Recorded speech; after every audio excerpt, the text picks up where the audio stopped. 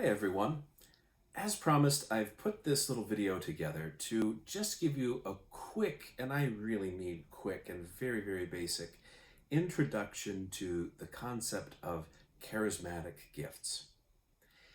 In brief, every Christian has a charismatic gift. Almost everyone has more than one, actually. Almost everyone has a blend of different gifts that all reinforce each other. A charismatic gift is meant for building up the kingdom of God. It's meant for helping other people grow closer to the Lord. There are different ways in which these gifts are exercised, different ways in which they manifest, different areas of life. Some of the charisms are oriented very specifically toward the inner life of the church. Some charisms are oriented to go outside of the church, to reach people who are not yet believers. Some charisms aren't really classified in a way that makes a distinction between those two. They're for everybody. But to understand what I'm really asking you to do, here's what you need to understand. God blesses us in many different ways. God blesses us with talents. In God's providence and through our diligence, we can learn skills. We have our personalities, and then we have our charisms. And those four things play into each other, but they're distinct. So if you look at the inventory that we will give you this coming weekend, you will see that we're asking you all these different skills. Those would be things that you have learned, practiced, honed. You've put in time, you've put in work, you've put in effort to build a skill in a particular area.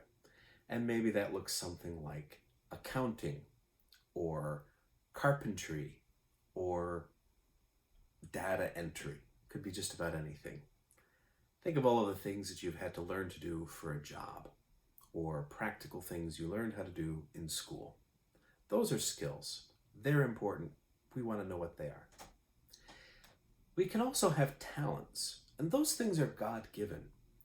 They're sort of innate traits that we have, certain innate abilities that we have that make us particularly good at certain things. With talents, we primarily benefit ourselves from our talents. And then there's personality.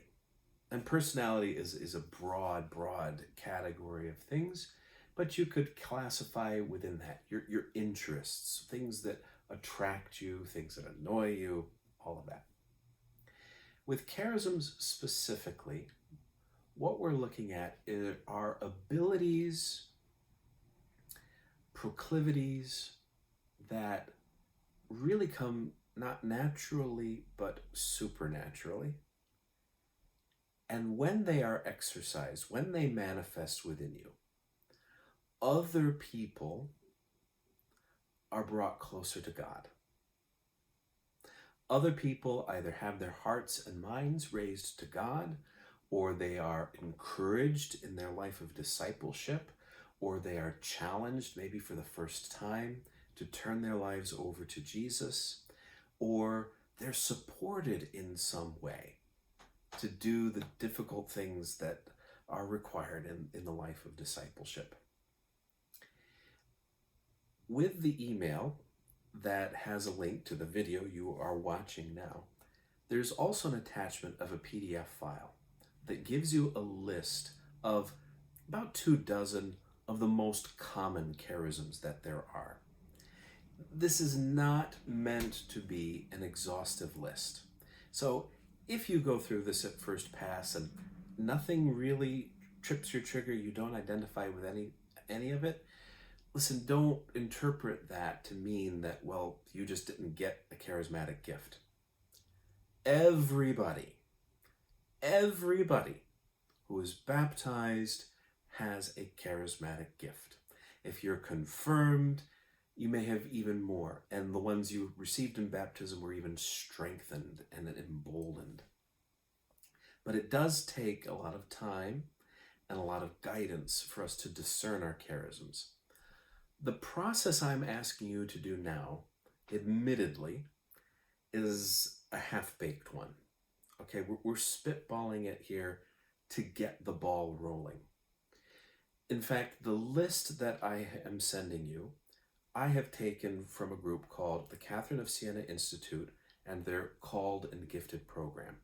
This is something I have done in the past year and have found it incredibly helpful and insightful. And it's something I want us in our parishes to do at some point in the future. I'm not exactly sure when.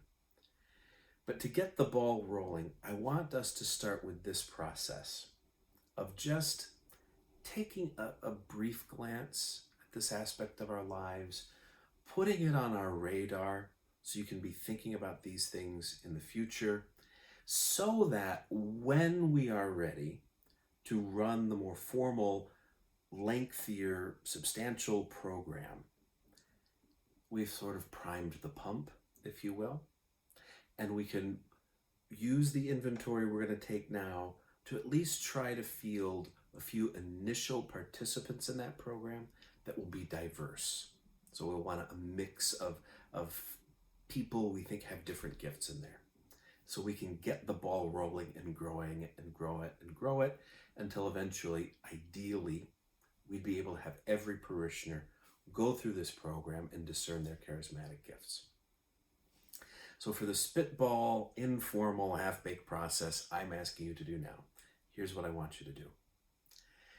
I want you to print out this list I have sent you, or at least, pull it up on your iPad or whatever device you're using to watch this video. I want you to just read what those charisms are, read their definitions. And then I want you to go one by one and think about possible situations in your life where this particular charism or that particular charism would have had an opportunity to manifest itself.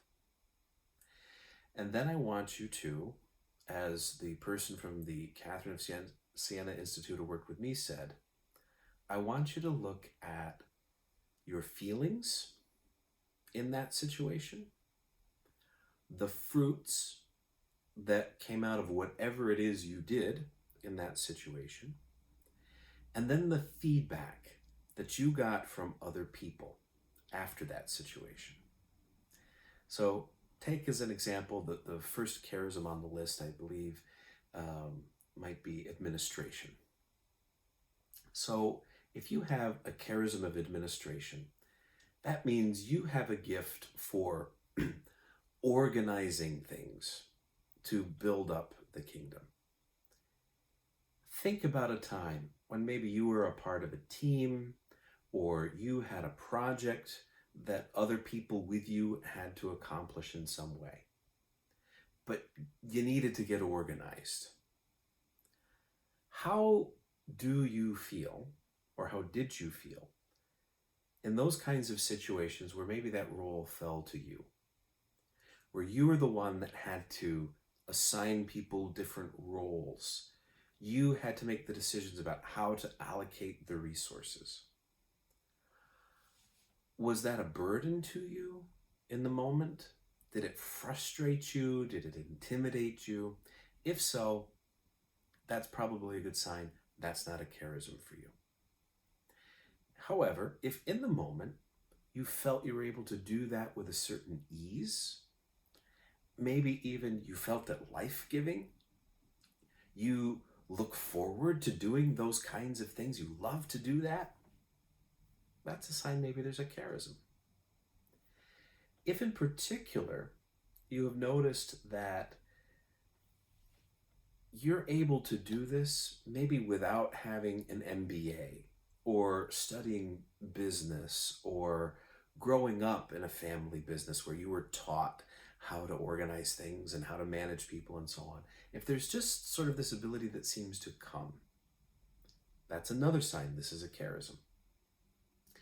And if, in particular, the church has benefited from this, other disciples have benefited from this, that's a really good sign that this is a charism. Those would be the fruits that come out of it. Then the feedback. If people tell you when you step into that kind of a role, boy, we are so glad you were there to do that. Oh, that was tremendously helpful. Hey, could you do this even more? That's positive feedback. That's affirmation that this is an area you should really continue your discernment. But it's enough at that point where we want you to tick that box this weekend when you're looking at the survey. If, however, let's say you were a part of a group and you were trying to help them get organized, you were leading them, and good things came out of that, disciples benefited from it, but the feedback you got wasn't so much about how you got them organized, but maybe it was about the fact that, boy, we really needed somebody to point out the target for us that we were striving for. You did that. Thank you. Or, boy, we just all felt so overwhelmed in that situation. We didn't think we were going to make it. We didn't think it was going to work. But you were there, and just the way about you, the way you did things, the way you said things, like we were just, it was like having a cheerleader around us, and it really gave us the motivation we needed. It really boosted our morale, and we were able to get that done. Okay, that doesn't sound like administration, but it does sound like a charism of encouragement. So with this very informal, very short-term process, go through this list, go through that exercise of looking through your past, looking through situations, especially recent ones, where maybe this or that other charism has had a chance to manifest itself. And again, look at your feelings in the moment, look at the fruits that came out of that situation, and look at the feedback that other people gave you. If there's at least a certain preponderance of evidence that you have a particular charism, check the box this weekend. God bless, and thank you.